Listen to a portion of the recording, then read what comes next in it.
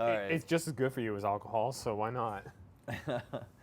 All right. So I'm doing, once again, which camera, Barry? This one? Yeah, All right. that's you. Whenever you're ready. All right.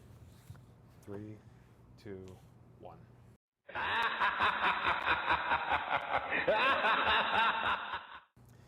Hey folks, welcome to another edition of Pop Culture Talk with the Great Stories team. This is the Halloween edition, so get ready to be frightened. No, not really, because we're not that frightening. So anyway, we have a show lineup that is kind of going to be a little shoot from the hip type of stuff, but we are going to talk It Chapter 2. But before we get into that, we do have a quick update for you on a topic that we had last month, which was the Marvel-Sony fiasco and what it all meant for Spider-Man and the Marvel Universe. So would you like to update us? Just to, in case you hadn't heard, which if you're watching this stuff, I'm sure you have, but just in case, Sony and Marvel kind of had a contractual dispute about Spider-Man's continued involvement in the MCU. He was slated for 5 movies, and his quota was filled up. So Sony was going to take Spider-Man back and do whatever Sony would to Spider-Man. I like that. Thank you. And Disney and Marvel were like, no, we need Spider-Man for the MCU. And long story short, they have resolved it. Spider-Man is back in the MCU, and we will hopefully see Spider-Man for several more movies to come.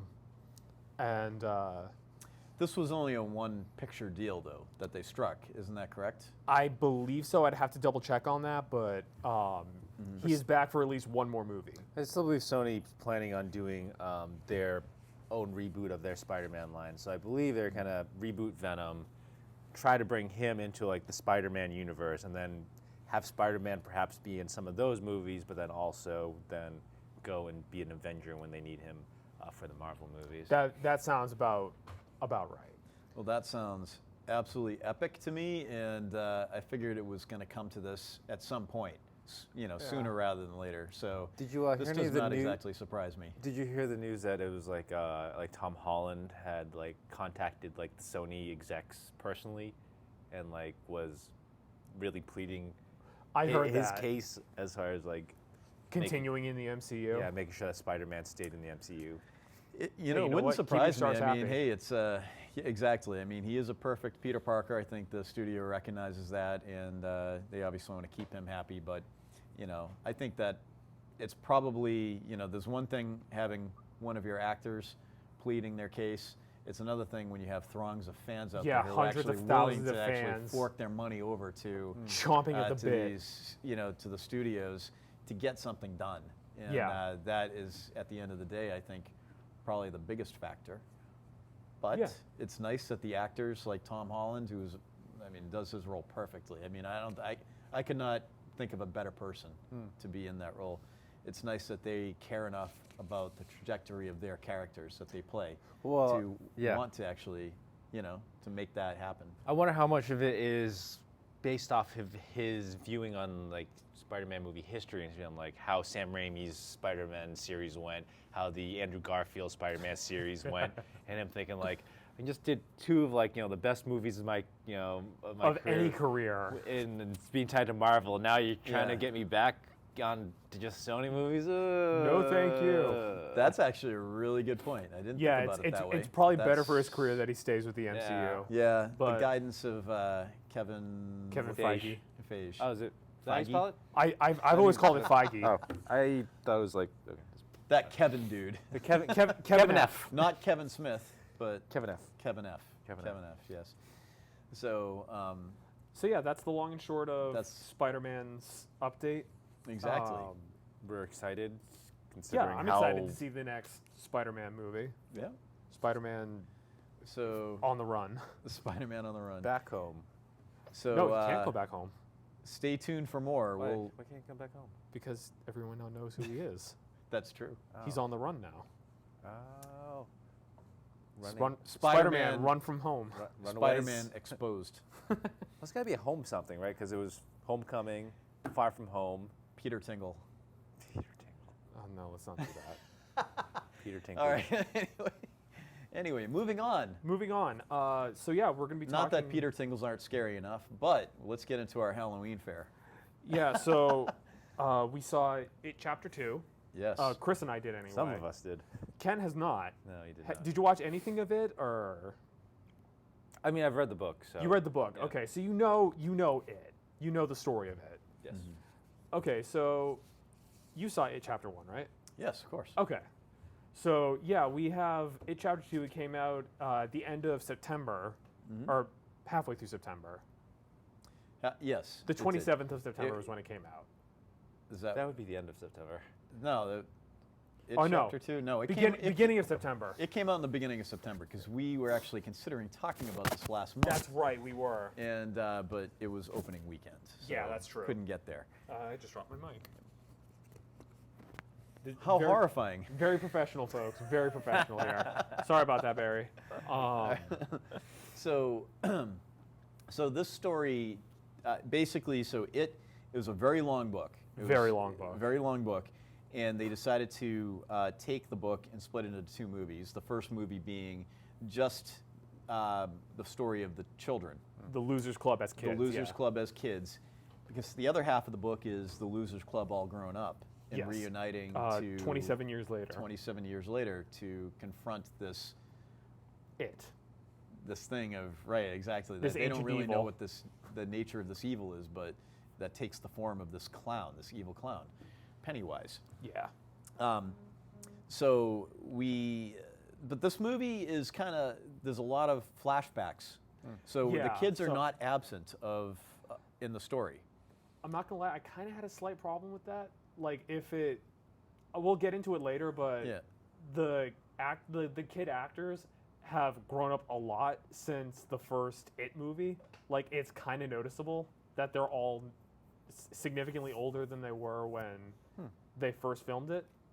I noticed that. I don't know if anyone else did, but I did not notice that. Actually, it left me wondering because my recollection of how they appeared in the first movie is kind of fuzzy. okay. I So watched the first I movie right wondered- before I went to see it, so it was very noticeable to me. But Yeah. So for someone who is not binging the movies, it was barely perceptible to me. In fact, I was left wondering, did they actually film all the kids' parts maybe with the first movie and then decided, since they knew they were going to release this in two stages, parts, yeah. that they sliced and diced some of the stuff that they had filmed with the children from the first movie and then put it into the second movie. But because there was one scene where one of the kids appears with one of the adults, but it's done in such a way that you don't necessarily assume that they were both in the same room. Right. Right. Are you talking about the scene when Eddie goes to the pharmacy and it's like him as a kid, and then the adult Eddie like steps into where he was? Is that what you're talking about? Or? No, actually, I wasn't even talking about that. I was talking about where Bill is Oh in yeah, the when water he's in the interacting basement. with his horror memory past self. Yeah. Yes, exactly. But this movie, I will say this: I don't think it's as scary as the first movie was. No. However, the special effects people just had a blast. Oh, they had so much fun with this movie. Like it all gets kicked off. It doesn't get kicked off this way, but there is a scene, the very first scene where the Losers Club comes back together. They're in a Chinese restaurant, and all I have to say is I will never look at a fortune cookie the same way ever again. No. Ever. You remember the fortune cookie scene from the book, right? Or from Well, the yeah, miniseries? and even from the TV show. Yeah. So you remember like it was like all like scary stuff coming out. Like Yeah. the special effects team just had a blast with this. Like Yes. it was like everything that they could do with these fortune cookies they did. If I remember correctly, there was like a fortune cookie that grew like bat wings and it was flying Yes. around like a Halloween toy. They were, I mean, each cookie was supposed to represent like one of the characters' like deepest fears. In the books, that's what it was, but Right. in this, it's just gross, scary things. Like Oh, it's more generic horror at that point. It's not specialized to them. It is. It is. But it was a really good scene, fantastic scene, the way Oh, yeah. they choreographed it. And, yeah. I will say I would say this some of the scarier parts of this. It had nothing to do with Pennywise. It was more just like realistic kind of horror, like more like scary psychological stuff. To like, I'm not making sense right now. Chapter 2 starts with a hate crime, domestic abuse, and suicide. Yeah. Which are 3 real world, like really scary things. So the hate That's crime, true. was it the guy, the beating up of the homosexual? Yeah, it was Yes. the gay couple that got beat up, Okay. and it didn't pull any punches. It showed like it was like a group of kids like just kicking and curb stomping a gay guy. It and was throwing him almost off a like bridge. American History X level beatdown. Which Like is you know, interesting. like, That was how the book opened. I Yeah, the believe. book started with that. I didn't think they would actually open the movie like that, though. I thought with how gratuitous that was, especially to a social minority, like they would have just kind of like glazed over that, like they wouldn't have done that. So the fact that they did it, like I thought that was a really strong stance to start with. Then that transitions to what was it? It was Stanley committing suicide. Stanley Uris killing himself, and then from there, going to Bev getting beaten by her husband for getting ready to leave. And So essentially, Yeah. it sounds like chapter 2 starts off exactly the way the book starts. yeah, Like, basically, it starts Exactly. where the book starts. With the adults kind of learning about all these things and being called back to Derry. yes. Yeah, Mike calling them all back home, Yes. and Yeah, and I will say this: it actually the opening scene with the hate crime Adrian. was yeah. that an indictment of what the evil in the town was doing to the populace, to the So- something bad in Derry type of That's thing, or it's, was it's in the that book too, like because in the book it's set in Yeah. the '80s where being gay was like way more of like a problem. yeah So it was basically King was kind of calling out like the evils of like even small town America, like it's picturesque and pretty, but like underneath it, like there is like hatred and bigotry in it. And But see, it's- the book though, the book timeline's different than what the movie is. Yeah, the so movie in the is movie, showing it's supposed to be current day, like it's like Pennywise's today, evils. which is kind of interesting to me because I'm not saying that there aren't hate crimes like that now, but it seemed a little bit like I would have bought that more if it was in the if it was 80s. in the 80s, if that had happened in the 80s. Because, Right. I don't know. I just feel like It seems more like it would have been commonplace back then because Yeah. we live in a more progressive time where that is more accepted. exactly. So, So it it's- seemed a little bit out of place for me It's when not, I watched it. It's not that it doesn't happen; it just seems less common now Yes. than it did back then. Yeah, and probably all the more shocking, in which leads me to think like, all right, so if this something that doesn't happen too often happens here in Derry, the presence of Pennywise, is that affecting maybe I the choose mood to think that's how of, it is. of the of the town, and maybe that evil is seeping into The and people. infecting I think and there corrupting was the people. something that was touched on in the book was that it was like this history of violence and like just ignoring it had been prevalent throughout the All history. throughout Derry's history, like Right. that's always been a thing with Derry. Just something about it where like these horrible, horrible things would happen to people, and people just look the other way. Yep. And Because in the book, like there was a hate crime in the book, like a separate hate crime in the book that was specifically tailored to, was it the 30s, the late 20s or early 30s, where it was African American soldiers had like a club that they made out, and basically like this book's equivalent of the Klan, basically assaulted and burned down this entire place, like killing like 30 or 40 people Oh, right. in this nightclub basically. People just don't talk about it. Like they just kind of like shove it under the carpet because they don't want to acknowledge that violent past that Derry has, like this congruent cycle of violence that Derry has. Yeah. And that's kind of that's like the biggest problem with Derry is just like it's violent, the people in it are violent, but they just kind of look the other way. I remember in the first movie, and I wish I'd seen the second movie so I could talk more about the relevance of that. But in the first movie, they almost like hinted at it when Bill was getting assaulted by what's his face there, the bully Henry. Henry, yeah. Mm-hmm. And they're like got his shirt up, carving Oh, his it name's was belly. Ben, the fat kid. Ben. He was getting his. Oh, not Bill. Yeah, Ben. Yeah. They were carving Henry's name initials into his was gonna stomach. be into his stomach, and then that car drives by real slowly, and like the people obviously looking and Yeah, they seeing look this and they happen, just and they just keep going drive by. away. Like there's this willful ignorance of like there's Yeah. this evil, there's something wrong with Derry, but Right. we're all just looking away because we're all just too scared to deal with it. Yep. Because it's easier to just look away. Right.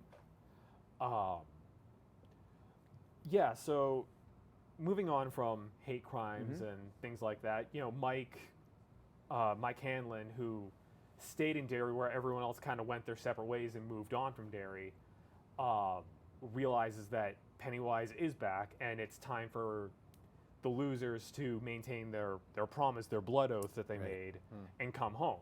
Mm-hmm. And we meet all the losers again, Except for Stan. except for Stan, because Stan kills himself.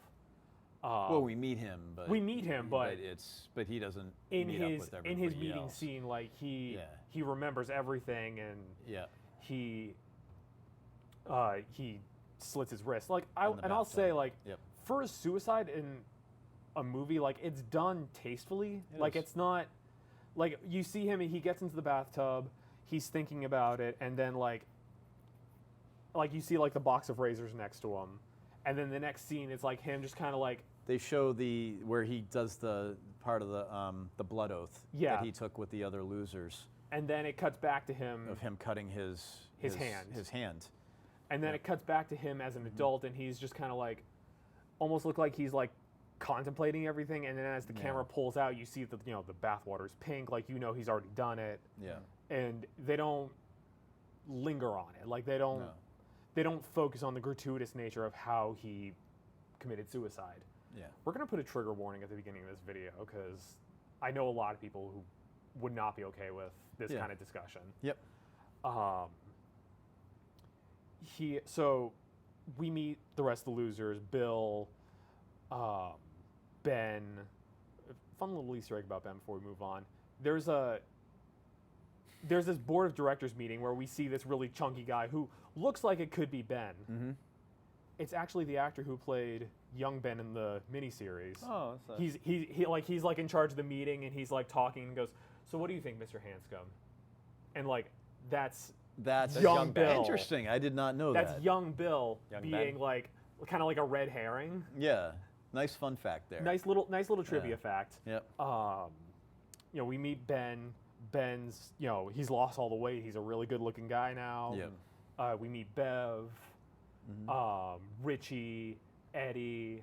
Like we see all the losers, and they're all basically living like the same kind of life that they were living before. Yep. In that, like, Bev is living with a guy who's abusing her. Yep. Honestly, the only one who's not living the same life as before is kind of Bill, because he's like a successful writer. he's successful. But then Ben's also like a successful architect. He's- right? Oh, He's that's very true. successful, yeah. Ben's kind of living his best life. Yeah. Richie's was he a He's a professional comedian? comedian. Yeah, he's a stand-up comedian now, which I like that they keep changing Richie's job from adaptation to adaptation. Yeah. Because like in the book, he's a DJ, and in the miniseries, he runs like a late night talk show. Okay. And now he's like a stand-up comedian, which I think that's kind of cool that they keep like updating his job. Yep. Eddie runs a limo service, but he's basically married to his mom. Yeah. And that like he's married a woman who looks almost identical to his mom. A limo service? Yeah, he's a chauffeur. He owns a chauffeur service. Chris, Isn't he a risk analyst? Chris begs to Eddie? disagree. No, Is it Eddie? Oh, am I? Oh, I'm thinking of. Stanley was. Wasn't Stanley was in insurance yeah, Stanley had an insurance company. in the book? Well, in the book. in the Oh, book. are you talking? Okay, because I'm thinking the movie right now. No, in the book, Eddie the book. drives a. In the book, yes. In the book, Eddie runs a limo service, Yeah. but in the movie But in too, the like movie- he's driving in one of his cars that he drives, and he's talking to his wife about like, Eddie, I can't do it, I'm scared. Like, cause he's like, I have to go, you have to take care of, this client that we need to drive around. But And then he he calls- actually he mentions that his job is in risk analysis. Oh, that's right. That's right. I'm getting Yeah. confused. I'm sorry. Yeah, yeah. Because he I makes got the I got yeah. confused because he was driving and talking to his wife, which Yeah. happens in the book. Right. I'm sorry. That's all right. He calls his wife mom, and she's like, "What?" Yes, that's right. That's great. I love that little like, Yeah. "Wait, what?" Yep. But Um, so they get the phone call from Mike, right? And the Yeah. one common thing is that Something bad happens to all- each of them. They've all forgotten. well, right, but they're also like and it's because it's almost as if they're jarred by a memory that they had forgotten a long time ago. Oh yeah. You know, and so something bad does happen, or their reaction is very like it's profound. You know, and you know, in the case of Richie, he, for whatever reason, he's about to go on stage and he runs outside and he just rolls vomits out, out just everything. vomits out, like, you know, and it's like, what the heck happened? You know, like, why did that happen to you? You know, and then the car accident. The car accident, because he blew through. Eddie blows through a red light. You know, when he receives this call. Yeah. You know, so like, I thought that was kind of interesting that all the They characters get profoundly shocked. they're profoundly shocked, as if like everything just rushed back and hit them in such a way, you know, Yeah. because they were just repressed. Everything was repressed and gone from their psyche. Yeah. You know, except for Mike, who Because has he never stayed. left Terry. Because he stayed. That's right. Yeah. He stayed behind. He was the real hero in this movie. I think they mentioned that was one of the themes they touched on in the book as well, was that when you leave Derry, you almost forget all these things that happen. Like at the end of the book, when it's been dealt with and, you know, sort of the curse has been lifted, you know, everyone's like kind of getting ready to leave, and already they're like starting to forget people's names, they're forgetting like places, Yeah, things that it's- happened.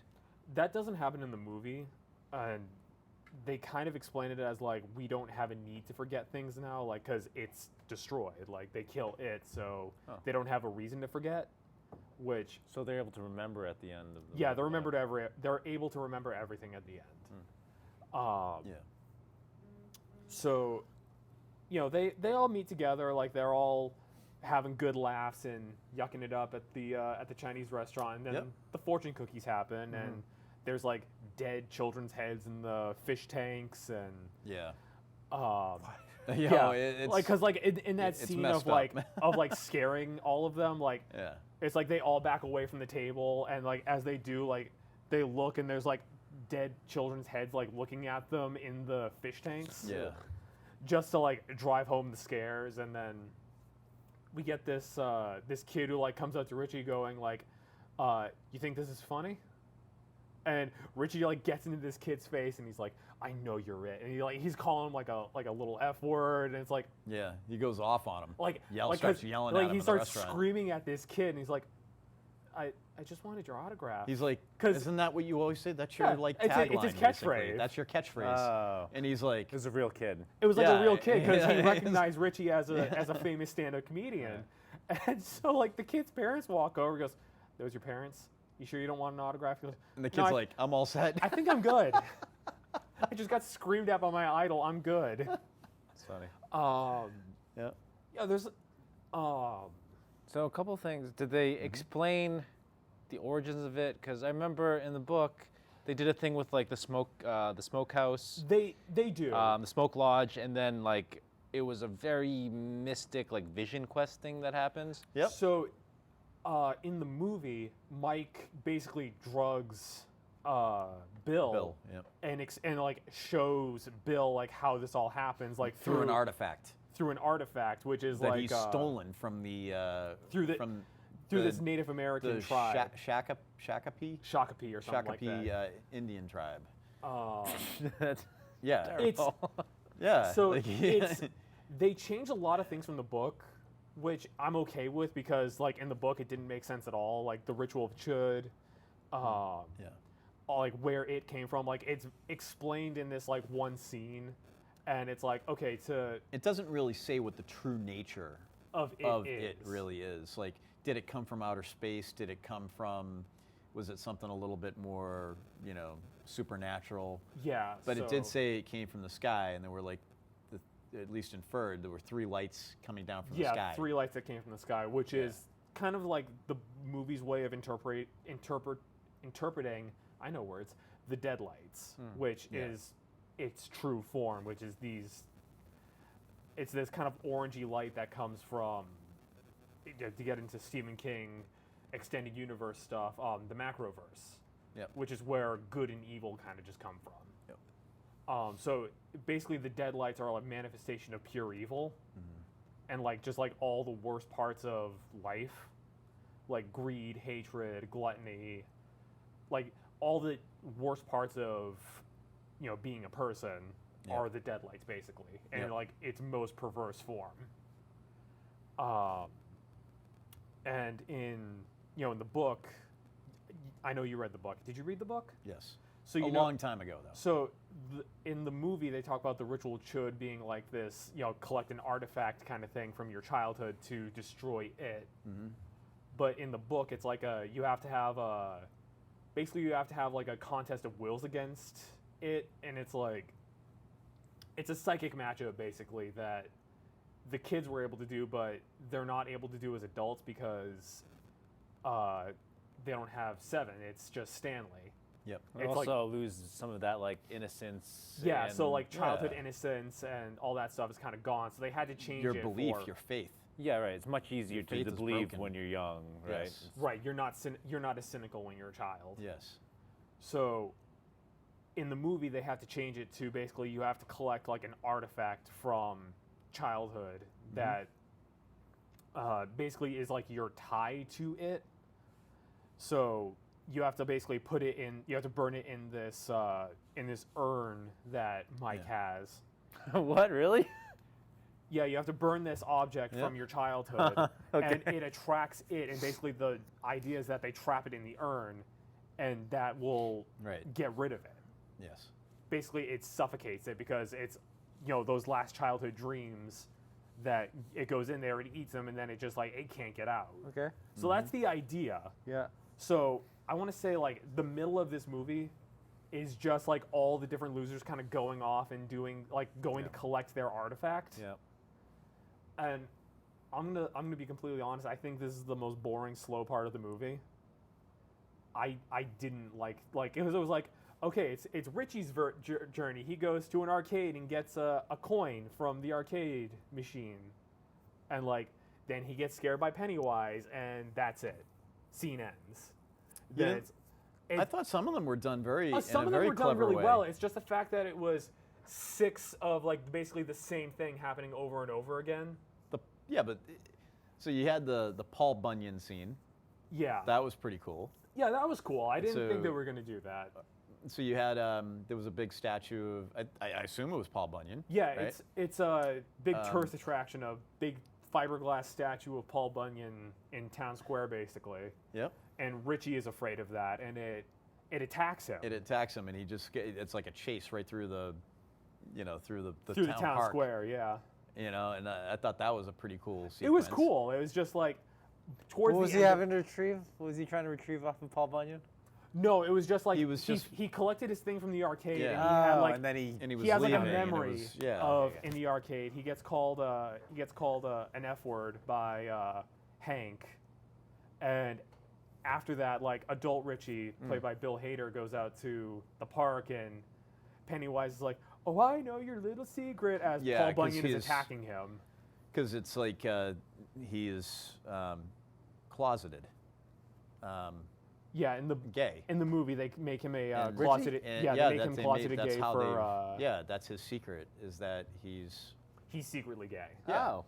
and It's that he was actually in love with He had a crush Stanley. on Eddie, not Stanley. Eddie. Excuse me. Yeah, Eddie.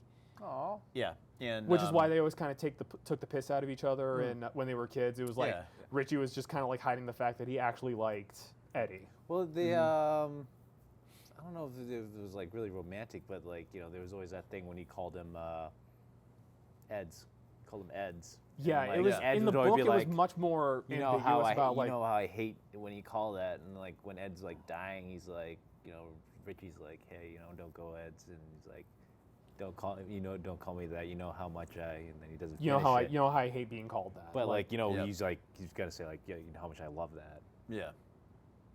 so it's It's much more ambiguous in the Yep. books, because I don't think King necessarily I don't had think it he like wrote that. it that way. No, he didn't really write that in the books. In the miniseries, they kind of insinuated that Eddie was like closeted because he was living with his mother still. Oh yeah. He's like, I never really loved anyone except you guys, and Yeah. so Eddie was always kind of ambiguous in the miniseries, but in the movie, Eddie got married, but Richie didn't. So Right. Richie was kind of like, he kind of had this thing for Eddie that Eddie didn't reciprocate. I see. Yes. So Oof. And then Eddie has the sequence Yeah. where his mother. yeah, he goes to the Is- pharmacy where he went to get his inhaler all the time when he was a kid. Yeah. He gets an update on that prescription. Like he actually gets because it's the same pharmacist. Right. So he goes. There's a and gets, weird sequence with the pharmacist too.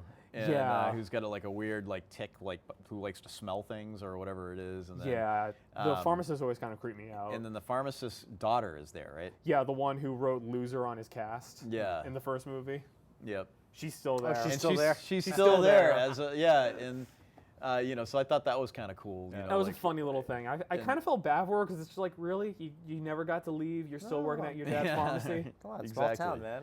I mean, I you get must it, know but- some people from your town that are still hanging out. I know. Yeah, but I also live in an old town. Yeah. Like I live in a retirement center town. And then of course the scene that we all knew about from the From the trailer was which Bev going to was get Bev's, going to her old apartment where Yeah. she and her dad lived, and can I just say that old lady was great? Oh my gosh! Did you see the trailer for Chapter 2? Do you remember the scene Oh when no, I do remember. Yeah, she's talking to that lady and she's totally just freaking her out. no right? one in Derry really dies? And then she just holds that pose like. So anyway, Yeah, exactly. like that scene was That- so perfect. I it loved was. that scene. Perfectly cut scene. And then her real form comes out, and it's just like this naked, tall woman. She's supposed to be She's supposed to be the witch from Hansel and daughter- Gretel in the the- book, but in the movie, she's like, the because that's in daughter of Pennywise. the original Yeah. Pennywise. Yeah. What?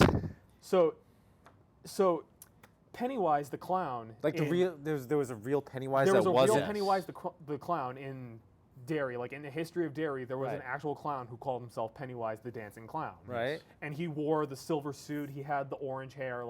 So when it takes the form of the clown, that's just one of its forms. It's not what Yeah. it actually looks like. Right. Yeah. So it takes the form of this clown whose real name is Bob Gray, and the woman who lives in Bev's apartment is Bob Gray's daughter.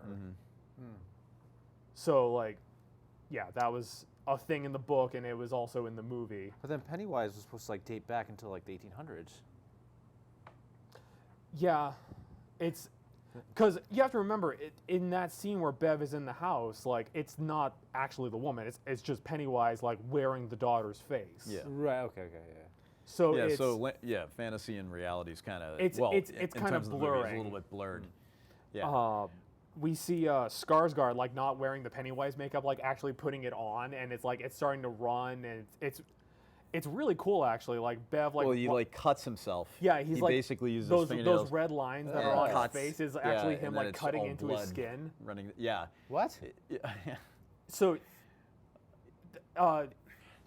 there's after Bev runs out of the room with Mrs. Kirschman, the Pennywise's daughter. She runs into the hallway. She's trying to open the door to get out, and this door at the other end of the hallway opens, and there's Bill Skarsgård with this giant head, Yeah. this giant clown head, and he's putting putting on makeup on the himself. white grease makeup. And when he's done putting the white makeup on, he looks over and he's talking to Bev, and with his fingers just cuts these lines from the top of his forehead Yeah. down to his lips, Pretty gruesome. and the blood is running down, and that becomes the makeup, the red makeup of Pennywise's face. And he's he's being his Bill Skarsgård self, talking crazy at Bev. He is unbelievable in that role. Oh, I mean, Skarsgård just brings Pennywise to life in a way. I mean, I loved Tim Curry. Yeah, I But- liked Tim Curry too. Skarsgård is top notch in this role. He's a good creepy clown. He's a great creepy clown, and it actually, if you still haven't seen it, Castle Rock, the Hulu TV series, Yes. features Skarsgård, and there's a little bit of a Of an ancient evil kind of thing about ancient him. evil feeling to him, and you wonder if there's a relation to the Pennywise It character. Oh, interesting. Yeah, Because and- we and so talked about it's- that before. Yeah, we, were we like, did, and because I kind of posed the Great idea show. that when Pennywise is asleep in Derry, like why doesn't he just go to other places in the world to keep feeding, Yeah. kind of thing. Like, and then he comes back to Derry every 27 years. Like I posited that. It's not important. We're gonna move on. yeah, yep. But so, what else is notable about this movie? I know Well, you said let's- that was kind of like a slow part. It For was you. a slow part. It was a That- good this part. It was journey still to find good, the but it was just talisman. like when you got to the sixth one, you're like, okay, We get it. we get it. Yeah. They're gonna get their thing. It's Enough gonna with be the fun. MacGuffins. It's Yeah. a long movie. It's a It's slog. it's This almost is, 3 I don't want to say a hour slog movie. because that's a negative thing, but it's almost 3 hours. This Wow. movie. So yeah. Okay, so what's going on with Henry Bowers? Because in the show, in the book, because they're adults, like it almost like loses a bit of his power to against them because they no longer have that imagination, the innocence as children. So he has to actually directly go after them through Henry Bowers. Right. So if you remember So, from yep. the first movie, Henry gets knocked down a hole by Mike, Yes. and people were really confused. Like, how is that gonna correlate? He ends up like getting dumped out in the Barrens. Like that reaches basically like the sewers, and Yeah, he gets he dumped out. emerges from the water. Yeah. And So he goes surrounded back- by bodies, Yeah. body Oh, parts. because it's all the The bodies, dead like yeah. get pumped out from when they first defeat it, Right. and then Henry like comes Staggers home. He staggers home, and the cops are there, and they see like Henry's dad is dead, so they immediately arrest him, and they pin all the murders all on the him. murders on him. Yes. So he's sent to to the home for the criminally insane. Yeah, he's in the loony bin totally, and that's a very creepy scene, by the way. They're in the loony bin, and Henry's there, an older Henry, and all you see is this balloon, Yeah, this red balloon. this red and balloon that just starts floating by the window, and he gets all excited. He gets all excited, And and no all one of a else sees sudden- it. So he's like running through the hallway, like banging doors open to see where it's gonna stop. But then everybody, all the inmates, are all starting to like go Yeah, a little they're bit all crazy starting to get and getting jittery. charged up and everything like that. And it's a very unsettling scene. You're like, Yeah, you're it's- watching this and you're like, It's because you know that this is all like these a people powder are- keg, ready to go. Yeah, it's a lot of crazy people in a single room, and one guy gets them all fired up. Yeah. So Henry goes to his Blood room. in the water. Yeah, he goes to his room and he finds the balloon is in his room and it like drifts behind a bed. And when he goes like to the other side of the bed, the balloon's not there. So he like flips open he throws back this blanket that's covering the end of his bed, and the balloon is just swelling Yeah. and swelling, and finally it pops, and there's the zombie of one of his buddies. And it gives him his knife that he dropped Switchblade. that he dropped in the first movie. Right. So, and then the body like points out the window, and there's this Pontiac Firebird, this 80s Firebird in the lot, Yep. and Henry kills his orderly to get out, and who's in there but Belch Huggins, and the body's just kind of like Yeah, he's like it's slumped like over, someone just but like then he- slumped a dead body into this car, and as soon as he gets in, he goes, "Let's drive." The body snaps to attention, it peels Yeah, out of the little parking zombie. lot. Little zombie chauffeur. Yeah, zombie Yeah. chauffeur, Oh. driving him back to Derry. Good old Belch. Good old Belch. Yeah, there's the scene where Eddie gets attacked by Henry. He gets stabbed in the cheek with the switchblade, and the switchblade, like Henry lets go of the knife, and the switchblade is just sticking out of his mouth, going, "Who stabbed someone in the cheek?" And, like they kind of played Henry up kind of more comically than they did in the miniseries or in the book. Yeah. Because like he gets stabbed, and then like he runs out of the building that they're in. Jumps out the window. He jumps out the window with this switchblade stuck in him, and it's like, how are you still running, buddy? How you doing that? And I honestly, I don't even remember what happened to Henry. Like they just kind of like moved Evil on from him. inside. He just cut him, like he ran out into like the That was- wilderness, I and think that's that was the that last was it time for we Henry saw Bowers. him. No, he just takes the knife out of himself and kind of turns back to the Oh, that's window right. and kind of He like goes- laughs at them and then jumps back in the car. And that's 'Cause- all we see of him. No, I remember No. there is another Oh. scene with him. Yeah. I forgot about it. So then, later on, they're in the library. Yeah, Mike's in the library And- when Yep. Henry jumps Mike like he does in the Right. book. Yeah. Yep. Doesn't hurt him. Doesn't like stab him in the side and cause him to start bleeding out. But I think it was. He does. He does cut him. Oh yeah, he cuts him, cuts but his not, arm, and he's trying to kill him, but then he is saved by Richie. Yeah, Richie comes in with. Wait, With so an Mike lives? Yeah, Mike lives. What? Mike doesn't die in the book either, but. Mike- no. He gets sent to the Oh, emergency that's right. Yeah, room he does live. Yeah. because he gets stabbed in like the stomach or something, and then they send him to the emergency room, so he's Right. not there for the final battle. But That's right. that doesn't happen in this because Mike is sort of the one like instructing everyone like how to do everything Right. because he's the one who's like putting all the conspiracy dots together to make everything work. That's right. So Henry gets axed off by Richie. He grabs a Native American like tomahawk or something and just like drives it into his back. Nice. And then proceeds to throw up for the second time Yeah. in the movie. does it. Richie's much more squeamish in this. Yeah. Like he kills someone. He was then- very proud of himself just before he threw up, though. Yeah, he's like, He's like, yeah, I did it.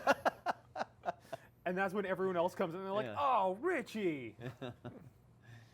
So, at any rate, then they're battling the themes, of course, of, like, do you turn tail and run? Like, Yeah, that's. I don't want a part of this whole thing.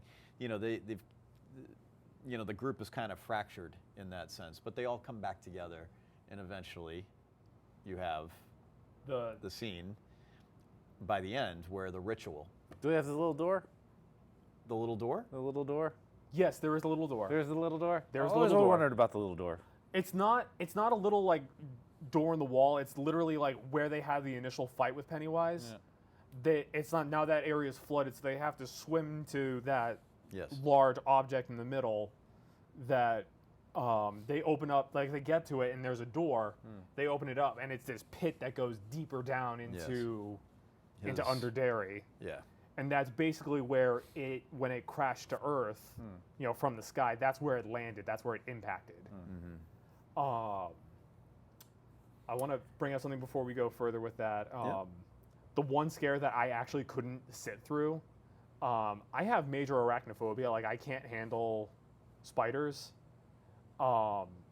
There's a scene where they're in the house, above where it lives, and that refrigerator where Pennywise came out the first time. Yeah. Very Lovecraftian moment. It's very John Carter's Very. The Thing. Oh yes. It's that's very the exactly. thing. The refrigerator opens and it's Stanley's body, like young Stanley. And he's in like an unnatural position, like Like- his like how body's like Pennywise all was, like, all scrunched twisted up, in like there. twisted and all just over. jammed So- in. Like the head kind of like moves towards them, but then the head rolls off. Yeah. Much like how in the book and in the miniseries, like they open the refrigerator and adult Stanley's head is in the fridge. Yeah. But the head grows spider legs, Yep. and for like I want to say like 5 minutes is like attacking them. That's No, kind of funny. And so like It's so me with major arachnophobia is sitting in the theater just like yeah, I'm not watching this right now. I can't handle this. Yeah, that was So- a good moment. That was a solid scare, and I couldn't watch it. Like I'm just like, nope, I'm done. I will turn my eyes and I will wait for my friend to give me the signal that it's all good. So we we got through that, and we get to the Ritual of Chud where it impacted, and it's this crazy elaborate set where there's like, it's like shattered rock. Do they basically. refer to it as the Ritual of Chud? Yes. Yes, they do. They call it the Ritual of Chud. Mike says that it's the Native Americans that he talked to about it who like showed them showed him the history of it. That's what they called it. Mm. So they go through the whole ceremony of like burning all their artifacts. And then they call it down, like they see the deadlights, and it starts to go in. And when they're going to put the cover on, a balloon comes up and stops them from putting the cap on. Yeah. So it breaks out, and basically it's like, Irony, by the way, one of them had like a spike thing that could have just popped the balloon. yeah, but But they didn't think about they it. didn't think about that. So Pennywise comes out. It comes out, and it's like, Mike should have told you what happened to the other people who tried to, do this to me. Because it turns out they weren't able to stop it the first time around. Like, even though they did the ritual and they almost trapped it, Pennywise killed all of them before he could get trapped and killed. So all the rest of the losers are like mad at Mike that, he lied to them. Right. And they all try running away. But And- Mike says that the reason why the Shakopee were not able to do it is because they didn't really believe that they could do it. That they could do it. So And so this was all about, again, having that faith, childhood having faith, that childhood innocence and faith. And so, but this starts them on this. The third act is a bunch of like really cool, like separate scenes for all the losers, Yep. where they're all basically trying to fight through their like worst fears manifested again. And it's like the one that sticks out to me is Bev and Ben. Like Ben gets separated from Beverly, and he's like in this pit that's like filling in with sand. Yep. Like, because Ben's an architect, so like it's like all of his like projects and creations are like crashing in around him. And she's in a bathroom. And she's in a bathroom, in the first movie where she's in the bathroom and the girls dump all that garbage water on her. It's that bathroom stall basically, and just like it's filling up with blood, and like things are like banging on the door, like Her father's Pennywise, trying her to get father, all these abusers in her life are trying to break in to like hurt her. And there's a blinking you'll miss it gag of her dad comes, like bangs the door and goes, "Here's Johnny," and then like slams back out, which I thought was kind of funny. A little self-reference Little, nod. little self-referential humor. Yep. Oh, well, there's a referential joke later I'll get to. And then finally when Bev and Ben realize that they need each other to like overcome their collective fears, like, was it Bev kicks down the door to the stall where it's, filling in with blood, and that breaks open this like ceiling where Ben is being trapped. So Bev is like reaching through But the the door. reason why it wasn't in that critical moment that Ben reveals that he was the one who wrote the poem. Yeah, the poem for Beverly. To- The haiku. The haiku, yes. Yeah. For Beverly, which she believed was Ben. Bill. Bill the whole time. And so, yeah, it was that They were moment. able to reunite, and there's this really cool visual of Ben getting pulled up while Bev is pulling through the door. And when they like reunite, then they succeed, they make it through. Yeah, it's a Then there's the scene with Richie and Eddie. yeah. They redo the Where- door gag, the scary, Scary? not scary at Not all, scary at all, or very or scary. very, very scary. And Which they're like- one do you go to? They're like, okay, He's trying to trick us. last time Go very, very scary. Like Richie's like, last time we did this, we went not scary at all, and there was, so he goes to very, very scary. He throws open the door, and it's like, have you seen my shoes? And then there's just like A half a body starts bodiless walking out. legs walking towards them, and they slam the door, and they're like, okay, that didn't work. Go to the not scary door. Yeah. And they're like, there was a reference earlier where Richie's like, he's probably gonna sick a Pomeranian on us or something. And they open the door, and there's this Pomeranian, this little like pom pom dog, just looking up at him, and it's like, Sit. they're And like, so he sits. yeah, they're like, sit, and it sits down. They're like, no, I don't trust it. And they're like, and when finally when it starts being like a good boy to them, they're like, oh hey buddy, and then it turns into like a giant cartoon zombie dog, and they're like, Yeah, slam the door, and did they go back or did they go through the scary door? I don't remember which door they went through. It's failing me right now. I So- think they. Yeah, I can't remember. Or did they like? or did they like kick the zombie dog and it fell apart or something like that? They did something to the Yeah. dog. You It just was- got to it was watch it for very yourself comical. anyway. So It was a very comical It sounds- scare yeah. because it does like a Scooby Doo like twist around and it turns into like this like cartoon zombie dog. It Like does this- like the spin. Yeah, it does a spin basically. It turns into a Scrappy Doo. like a Scrappy Doo kind of thing. And Scrappy, do not go in there. Scrappy, don't ever bring him up. Scrappy, don't. What was it? Don't. Bill and Mike. I forget what Bill does. Well, Bill meets his younger self. That's right. He confronts Uh, his past self for. Because in the basement where the water is, when you had that creepy scene in the first You'll movie float where too, you'll you'll float float too, you'll too. float too. Except When he meets Georgie. Georgie is basically yelling trying to goad Bill and to say, like, this is your fault. It's your fault. It's your fault. Basically, yeah, and older Bill is like he's in between literally them. in the water, like at like neck Shoulder level, height. shoulder height, watching this exchange, watching this argument happen. and and, he shoots Georgie again with the cattle gun. He drowns. he Georgie. drowns Georgie and then shoots his younger self in the head Yeah. with with that gun they The used in the bolt first gun? movie. Yeah, What? it's because Crazy. Bill has this self-realization that he wasn't actually sick. He just didn't want to play with Georgie that day. Yep. So that's like the guilt that's eating him up in the What? movie. Mhm. In the movie, Yeah. that's like Bill's like big regret is that he wasn't actually as sick as he was. He just didn't want to be with his younger brother all day. Right. Oh. Oh. So So like it's the guilt. Bill's Yeah, it Bill's was younger self over. is like saying like it's all our fault.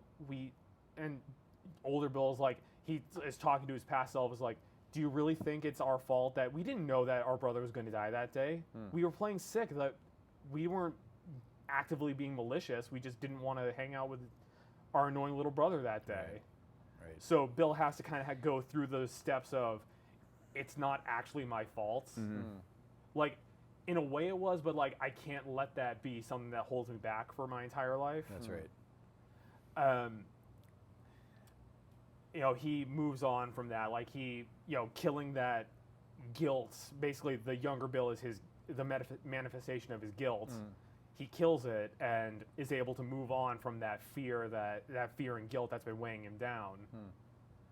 And then they all make it out and they go to fight Pennywise, No. who I was actually kind of worried that he was going to look like a giant spider like he did in the book. Yeah. They actually did something really cool, or it was like, he was He was a It was hybrid between of like the clown and the spider. and the spider. Oh my together. God. So Yeah. it was like it was like Yeah. the clown's body, but it had 8 legs like a Yeah. spider. Ugh. It had like 4 arms that it was like stabbing them, like trying to stab at them with, or like grab at them, and it had like 4 clown legs with the big shoes on the end. What? Oh. So anyway, getting down to the final stage here. So how is it that they actually overcome? They realize they have to basically talk Pennywise down and like make him less important than he built himself up to be. Basically, they bully Pennywise to death. It's That's how it ended? they They like nag him to death? They bully him and So make him out he's to like- be smaller than he really is. He's like, I am the destroyer of worlds. Yeah, And and they're they're like, you're nothing. "No, you're a you're clown. nothing. You're a, they make him less than he is, and Yeah. he keeps shrinking and yeah, getting shot down basically, and finally, he's this like weird deformed baby. he's like, yeah, exactly. Yeah, he's yeah. like He's this big baby little head. baby and like shriveled up and He's like little baby arms, and- little yeah. T-Rex arms. Yep. And they do the thing in the book where they reach in and they like pull out his heart and they like crush it, and then that's how they. And what was it that the little baby Pennywise says to him? Look at you, Look at you, all my grown children. up." You're all grown up. Like I thought that was like a very It's- good it's line. very Very actually. innocent unsettling. thing for like something so evil to say. Yeah, it was a little bit like, shoes on the other foot type of thing, you know, like. It's like I made you this and- way, so yeah. you're all my children. Well, I do like that because a lot of Pennywise's power was supposed to be derived from like the fear, like Yeah. he fed on the fear of his prey Of his and used that to victims, make it stronger. So by them overcoming their fear, they're basically like robbing him of his power. That's Yeah. right.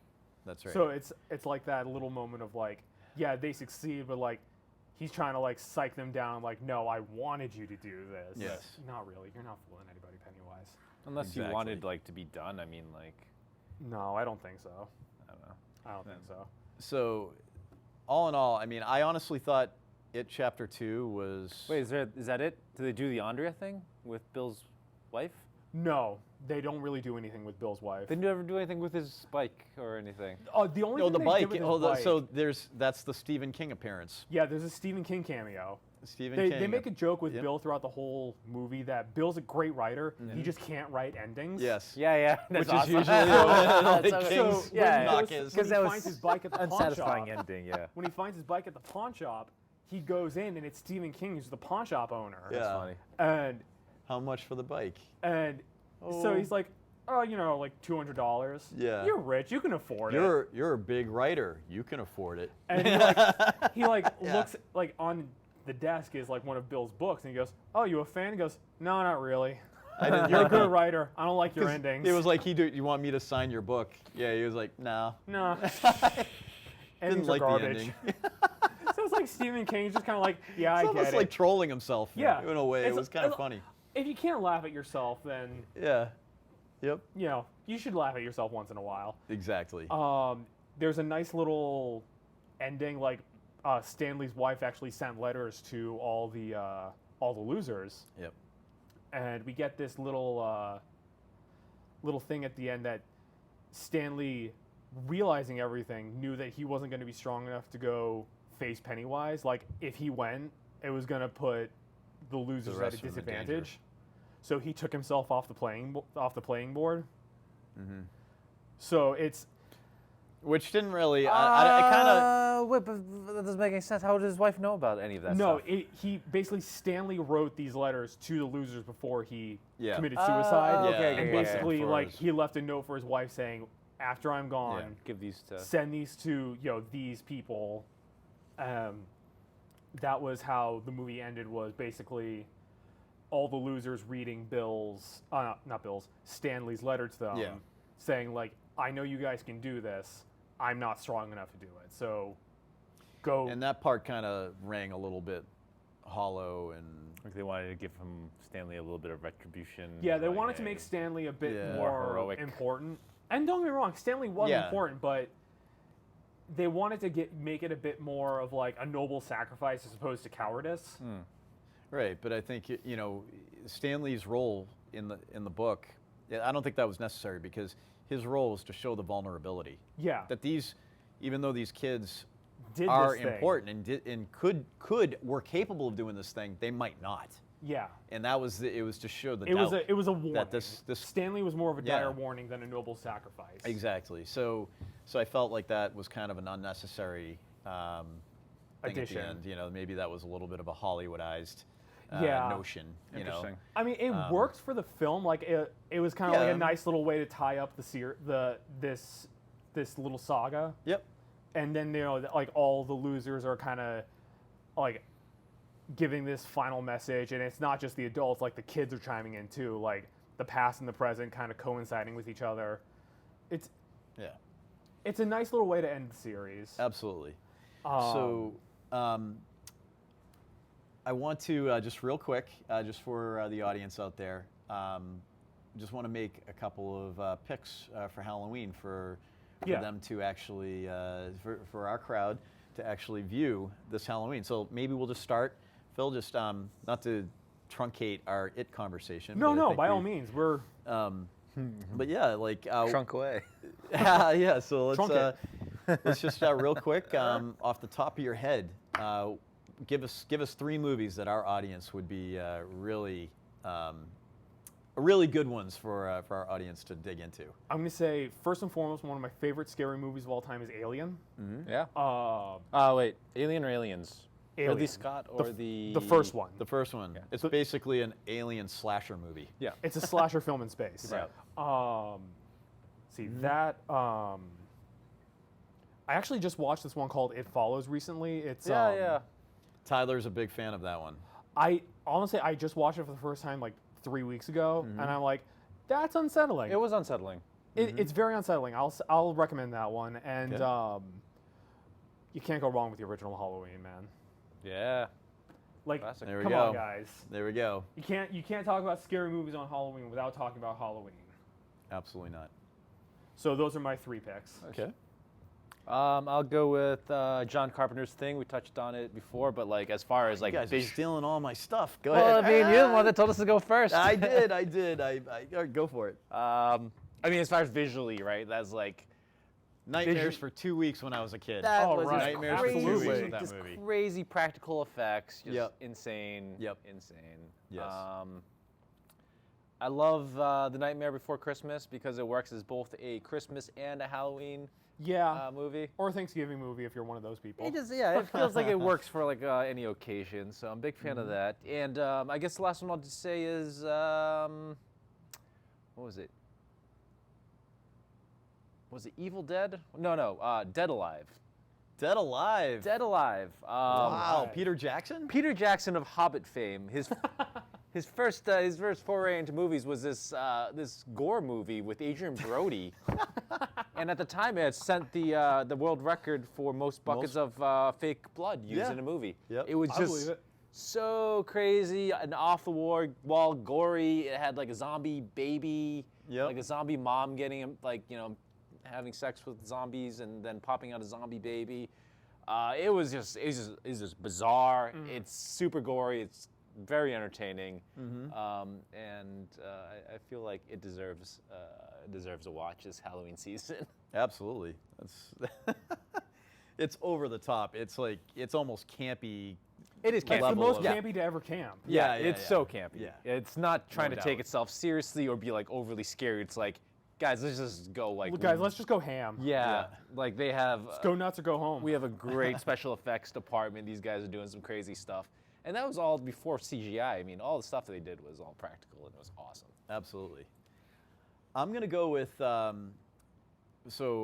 locally filmed here in Massachusetts movie called Session 9, which actually was filmed at the Dedham State Mental Hospital, which is a husk of a building now. It's been closed down for a long time, but it's one of those slow burner type of very atmospheric horror films. Nothing too visceral. I mean, there's a couple moments that for the squeamish, but really it's just one of those like mood films, which I highly recommend. I'm going to throw one out there since a couple of mine were grabbed already Go by the ahead. team here. There's one that probably none of you have seen out there. It's called Yellow Brick Road. It is not The Wizard of Oz. All right, but basically it's about a bunch of kids go into the woods, and they're drawn to this music that they hear. And I'm not going to say anything more about it, but it was incredibly creepy, incredibly creepy movie. And then I'm also going to throw out there Netflix. Just since we're on the subject of Stephen King, there's an adaptation of one of his novellas or a short story called In the Tall Grass, which just appeared on Netflix this past weekend. That's right. And it's got, if you're a fan of Children of the Corn, it's got that setting. It's that middle of America, very isolated setting. He who walks behind the rose, that type of thing. But He walks behind the rose. but speaking of being drawn to something, it's basically a couple pulls over near a church for a little rest stop, and they hear a voice calling from the rows of the corner, the tall grass that's in the field, and a pleading voice saying they're lost in the grass. And so what Sounds do you like do that in that Twilight Zone. situation? And I'm not going to say anything more about it, but it just goes from there. I have one and more that was a recommendation. nice creepy little yarn. I have one more recommendation. Mm-hmm.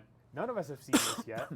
Doctor Sleep. Yep. Stephen King's Doctor Sleep comes out later this month. Mm-hmm. It's a direct sequel to Stephen King's The The Shining. Shining. That's right. It follows Danny Torrance as he grows up, and kind of goes through his struggles and his hardships through adulthood. That's right. Ewan McGregor is set to Ewan. Ewan. That's the correct way to pronounce it. Ewan. Ewan McGregor is going to be playing adult Danny Torrance.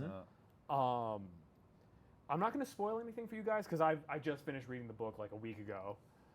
So I kind of have a general idea of what's going to happen in the movie, but it comes out October 14th, I want to say. Okay. And I'm definitely going to be seeing it. I'll definitely see it. So we might talk about it. Maybe we can talk about it next month. Maybe we could. Could be a topic for our next video shoot. We'll try to it's- keep it short next time, guys. Yeah. Because boy, we went off on a tangent with this one.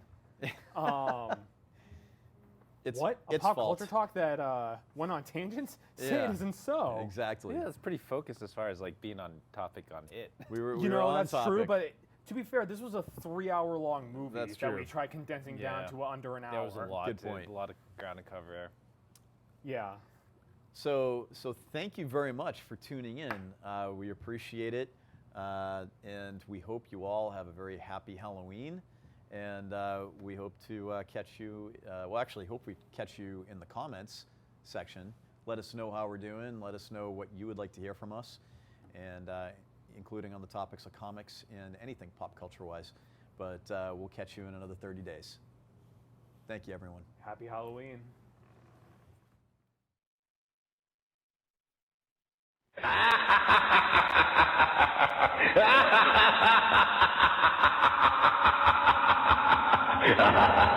ha!